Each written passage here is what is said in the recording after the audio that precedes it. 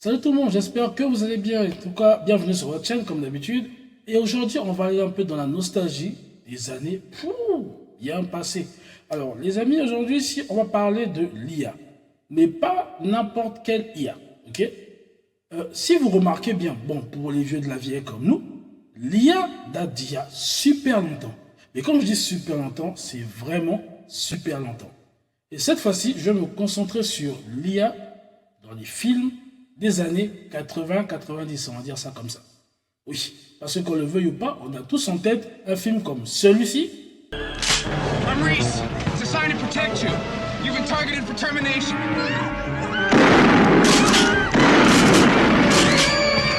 This isn't true. How could that man just get up after you did? It's not a man, a machine. Terminator. Ou encore comme celui-là. Imagination of the entire planet. The most phenomenal discovery of our time How'd you do this? becomes the greatest adventure of all time. Même si celui-là, c'est pas vraiment de l'IA, t'as compris ce que je veux dire par là. Mais là, on va parler vraiment de l'IA qui a eu à interagir, comment est-ce que les gens voyaient l'IA plus tard, comment ceci, comment cela, bref. C'est cette vidéo qui va parler de ces films qui ont utilisé l'IA dans les années 80. J'espère que vous êtes prêts. Et n'oubliez pas, c'est parti.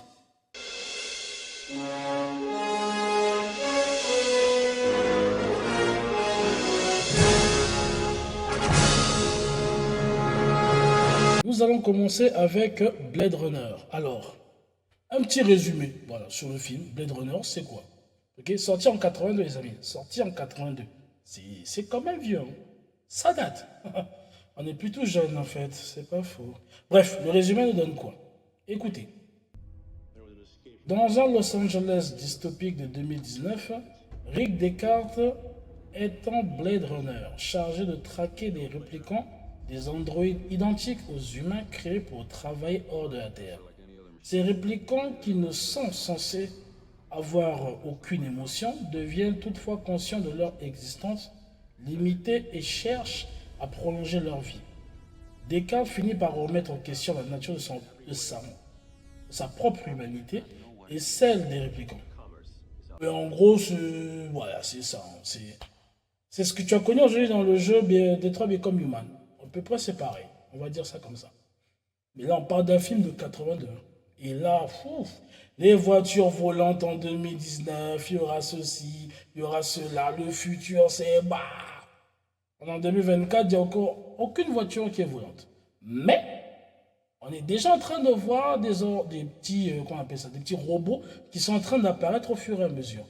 Bon, ils vont pas apparaître tout de suite, les amis, c'est encore en production.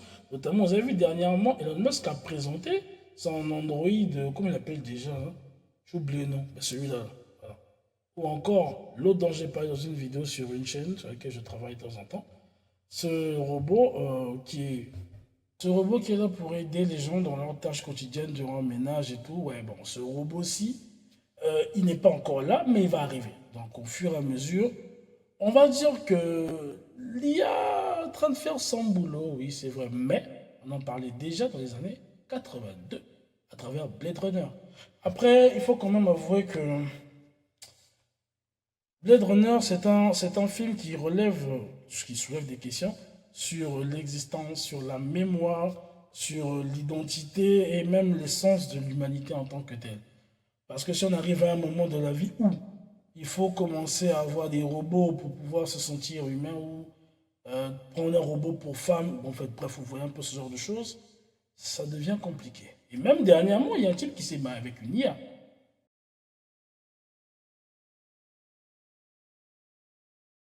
Donc c'est pour vous dire que Blade Runner, on parlait il y a des années, mais au fur et à mesure, on est en train de voir les dérives.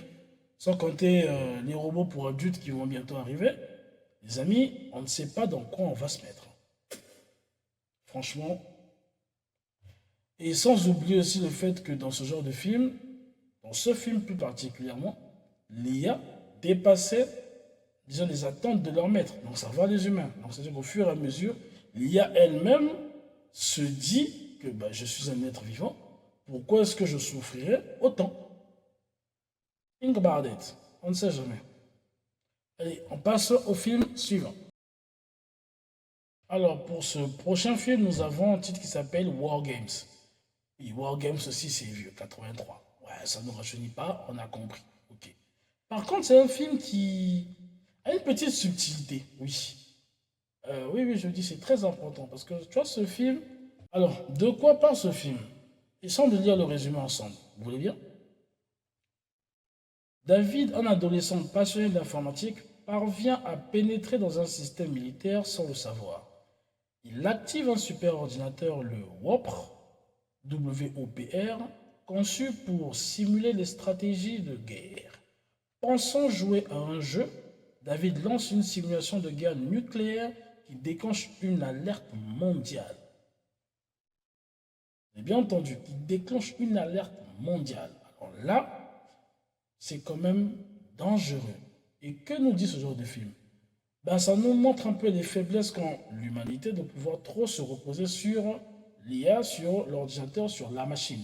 Parce qu'on le veuille ou pas, il suffit juste qu'une erreur technique ou une erreur informatique arrive et, comme vous avez vu, des missiles peuvent se déclencher de gauche à droite. Et ça, c'est quand même dangereux. Surtout lorsqu'on voit un peu ce qui se passe actuellement dans le monde, c'est assez chaud. Donc imaginez maintenant que c'était un conflit entre l'humain et l'IA et que l'IA décide du jour au lendemain. Bon, écoute, je vais voir le petit geek du coin et lorsque j'arrive là-bas, je lui fais croire que c'est un jeu vidéo et en même temps, on va lancer des attaques ciblées. J'imagine un peu comment ça peut être dangereux. Ça veut dire qu'on peut avoir une guerre mondiale du jour au lendemain tout simplement parce que l'humain se serait trop reposé sur l'ordinateur. Ça, c'est un problème. Après aussi, il y a aussi l'influence de l'IA au niveau des conflits géopolitiques mondiaux. Parce que qu'on le veuille ou pas, quand tu vois ce type de film, au départ, c'est vrai que tu as tout le côté ludique, un enfant qui s'amuse, qui ceci, mais derrière, n'oublions pas que ce sont des humains qui sont là derrière. Et à cause de l'erreur d'un enfant, c'est un conflit mondial qui peut arriver. Mais lui n'est pas conscient qu'il est en train de lancer de vrais missiles. Parce que le jeu apparaît comme étant un simple jeu en fait. C'est une map et puis tu cliques là. Wow. Regardez le film, vous allez voir vous-même. C'est une dinguerie. J'ai revu le film, ça en vaut le coup. Et franchement, ça fait questionner sur, en fait, comment est-ce que nous allons gérer nos problèmes futurs concernant l'IA, quel type d'accès on va leur donner, parce que l'IA aujourd'hui est dans toutes choses. Mais c'est des problèmes qu'on se posait déjà dans les années 80. Regardez aujourd'hui, plus de 40 ans, qu'est-ce que ça va donner demain? Et quand je parle de demain, on ne parle pas de demain du 25. Hein. Peut-être d'ici 20 ans, 40 ans encore, ça sera comment? Il faut qu'on fasse déjà très gaffe là maintenant. Donc les amis, c'était pour ce film-ci. On va passer au troisième film. Pour ce prochain film, on va parler de Daryl. D-A-R-Y-L. Daryl. Ok. Ça s'est sorti en 1985. Et bon, le synopsis, c'est pas trop grand-chose. Le film est très intéressant. Mais les amis, ça porte quand même préjudice. Quoi. Il y a de quoi réfléchir un peu. C'est pas grave, je t'explique le résumé vite fait, ok? Daryl est un garçon apparemment normal qui est en réalité un robot conçu par le gouvernement. Il développe des émotions humaines et remet en question son existence en tant que simple machine. Lorsqu'on essaie de bien regarder le film en tant que tel, ça pose un problème sur les limites, on va dire, les limites des droits des intelligences artificielles par rapport à celles des humains. C'est-à-dire que ici, l'IA se rapproche d'un humain. On parle d'un robot conçu avec une apparence humaine et qui, lui, au fur et à mesure qu'il est en contact avec des humains, et comme tout IA, commence à s'améliorer, à prendre conscience et au fur et à mesure, il se dit, au fait, si lui il est comme ça, c'est que moi aussi j'ai une vie. Donc pourquoi est-ce que moi je ne serais pas... Tu vois un peu. Donc au fur et à mesure, tu as une IA qui commence à se prendre pour un humain. Et là, on est en 1985 les gars. Il y avait déjà des films comme ça. Ce qui est inquiétant, c'est demain. Qu'est-ce qui va se passer si on revit les mêmes choses? Sachant qu'également en 2001, si je ne me trompe pas, il y avait un film qui s'appelle AI Intelligence qui parlait aussi de la même chose. Les amis sœurs de films viennent souvent. Mais après, on se demande si c'est pas une manière de préparer l'humanité pour ce genre d'arrivée. On va me dire, tu exagères un peu, ouais. Non, on n'exagère pas. Hein. Aujourd'hui, l'IA est partout. Hein. Ça devient presque normal d'avoir de l'IA. Sauf encore en Afrique où c'est pas encore bien installé. Mais en Occident, l'IA est en train de s'installer et bien comme il se doit. Donc au fur et à mesure, on ne sait pas là où on va, mais ce n'est pas forcément dit que le chemin soit bon. Donc imaginons qu'on ait une autre pandémie mondiale, tout le monde à la maison, bouffer de l'IA en pagaille, la suite ce sera comment? Ça, je ne sais pas. Mais bon, pour nous, ce qu'on sait, ça va passer au film suivant. Pour cet autre film, on va parler de Short Circuit. Ok? Bon, voilà, c'est un titre, on n'y peut rien. Sorti en 1986. Et bon, ici, c'est un peu plus en légèreté. D'accord? C'est un peu la continuité de Wargame parce que c'est le même producteur, mais en légèreté. Je vous explique. Le robot militaire numéro 5 est frappé par la foudre et développe soudainement une conscience. Il échappe à ses créateurs et se lie d'amitié avec des humains qui l'aident à échapper au gouvernement. En gros, je sais pas, E.T., je sais pas. Je ne sais pas quoi te dire. Mais, n'oublions pas, il s'agit d'un robot qui s'est échappé du gouvernement. Donc, en gros, tu as une intelligence artificielle qui a commencé à se dire, j'ai envie de vivre ma vie. Certes, ce n'est pas le robot le plus puissant, le mieux élaboré, ce que tu veux, mais le robot a acquis une conscience. Et lorsqu'un robot arrive à ce niveau où il a l'impression que c'est un humain, là, le danger peut intervenir. Je dis ça, je dis rien. Après, c'est pas forcément négatif, mais là, on est dans un cadre plutôt drôle, donc du coup, ça passe encore. Mais si c'était pas dans un cadre drôle, est-ce que ce serait pareil? Ce serait sûrement très différent. Donc là, à l'heure actuelle, est-ce que nous avons déjà des robots de ce niveau? Non. Lorsque tu vois, lors de la présentation, même dans le trailer, vous avez vu, des robots en train de servir des cocktails. Ça vous a pas rappelé une nouvelle présentation que Elon Musk a fait dernièrement, je crois avec Prime, Optimus, quelque chose comme ça, le nom du robot. Hein. Bah oui. Et qu'est-ce qu'il faisait? Ça servait des cocktails et tout. Donc là, on parle d'un film de 1986 et de ce que l'autre a fait il n'y a pas très longtemps. Les amis, je sais pas, mais le passé a souvent tendance à nous rattraper ces derniers temps. Enfin, je dis ça, je dis rien, je pose ça ici. On passe au film suivant. Pour ce film-ci, les amis, on va parler d'un classique.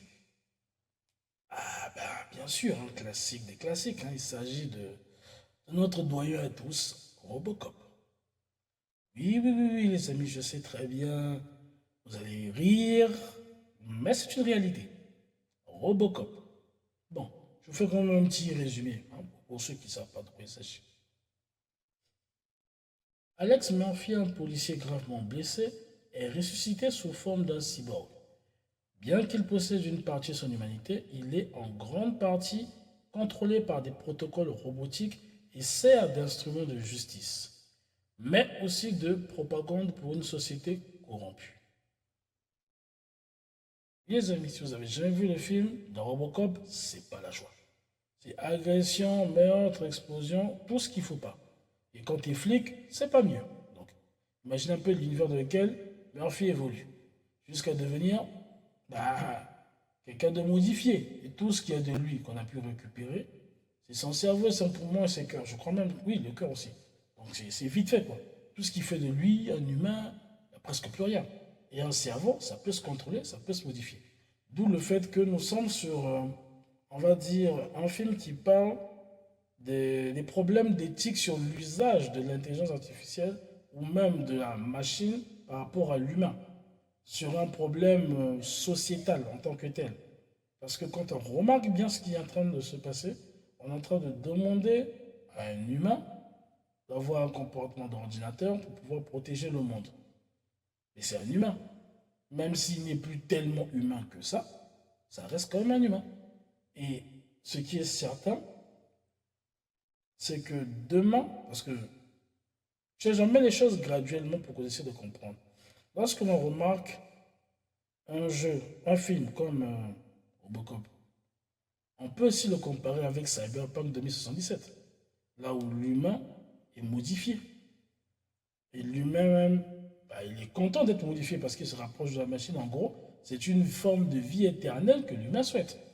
Mais cette vie éternelle s'accompagne de changements de pièces, de ceci, de cela. Ah, les amis, ça vous dirait, vous, de vivre éternellement, mais sous forme de machine qui peut rouiller? Moi, je dis ça, ça ne m'intéresserait pas en tout cas. Donc, quelles sont les lois qui viendront plus tard pour faire la différence entre la machine et l'humain? Ou peut-être que demain, il n'y aura plus aucune loi dessus et ce sera vivre bien comme tout le monde? Ça, on ne sait pas. Hein. Parce que le monde est en train de partir dans une trajectoire qui est quand même assez inquiétante. Mais restons dans le cadre de nos films. Il ne faut pas aller trop loin pour rien. Ça, c'était que mon point de vue. Dites-moi en commentaire ce que vous en pensez. Et nous, on passe au film suivant. Alors, pour ce prochain film, il s'agit de Flight of the Navigator. C'est ça? Ok. Flight of the Navigator. 86. Oui, on s'en rapproche au fur et à mesure. Je sais. On n'est toujours pas jeune, ça a plus de 38 ans. C'est comme ça, c'est la vie. Bien. Par contre, bon, vous allez un peu rire, mais voilà. Écoutez. David, un jeune garçon, disparaît mystérieusement et réapparaît des années plus tard sans avoir vieilli. Il découvre qu'il a été emmené par un vaisseau extraterrestre contrôlé par une IA nommée Max qui stocke ses souvenirs. Alors ici, bon, si il faut rester critique par rapport à ce qu'on a déjà dit précédemment, on n'est plus sur... bon, pas quelque chose qui ne pourra jamais arriver parce qu'on ne connaît pas demain, qui n'est jamais arrivé, on ne sait pas en plus ce qui s'est déjà passé dans ce monde parce qu'il y a tellement de secrets que le peuple ne sait pas. Par contre, il faut rester ouvert. Bah oui, hein. Là, tu as une IA extraterrestre qui passe de planète en planète et collecte des gens, bon, des espèces. Là, sur la Terre, il a vu le petit, qui avait des facultés. Je ne sais pas si c'est lui qui a développé ça depuis là-bas ou pas. Bref, je ne sais pas. Regardez le film pour bien comprendre, parce que je ne peux pas tout vous dire non plus. Donc, il récupère ce petit, l'embarque des années, le ramène, en mode viré, quoi. Allez, youhou, on s'est amusé, tout, on revient. Et le petit n'a pas vieilli. Waouh! Mais par contre, n'oublions pas que l'IA, donc Max, ne voulait pas de mal. Donc là, vous avez un rapport humain, intelligence artificielle, qui, elle, est basée sur la connaissance et en même temps prendre soin de quelqu'un. Oui, bon, c'est dit joliment comme ça, mais ça ne sent pas très bon, quoi. Tu imagines, toi, un vaisseau extraterrestre qui débarque, qui dit, écoute frère, monte, il faut qu'on aille faire un tour. T'es chaud? T'es sûr? Moi non, pas du tout. Mais bon, restons ouverts. On ne sait jamais. Film suivant. Et pour ce petit bonus que je vais vous donner, il s'agit d'une autre que d'un film qu'on a tous connu. Moi, j'ai connu la première version. Oui les amis, Total Recall. Je sais, je ne suis pas jeune. C'est bon. C'est pas la peine de me dire dans les commentaires. Ok? J'ai compris. Par contre, ce film, quand je l'ai vu, je ne me doutais pas de quoi il s'agissait, on était jeune. J'ai revu le nouveau, ouais, vite fait. Mais quand tu y repenses, et que tu revois encore, tu te dis, non mais finalement, dans les années 80, on était super en avance sur le futur. Ou on imaginait un peu trop le futur. Parce que, suis un peu le résumé. Douglas Cade, un ouvrier du bâtiment, se rend compte que ses souvenirs ont été implantés par une intelligence artificielle pour contrôler son identité. En cherchant la vérité, il découvre qu'il est un agent infiltré dans une mission interplanétaire. Donc ici, la gravité de la chose est que on utilise une IA pour contrôler les souvenirs de quelqu'un. Donc en gros, contrôler l'esprit d'une personne. On va te faire croire des choses et tu t'y tiens en te disant que voici ma vérité. Voici ma vie, voilà qui je suis. Encore une fois, utiliser la machine pour contrôler l'humain.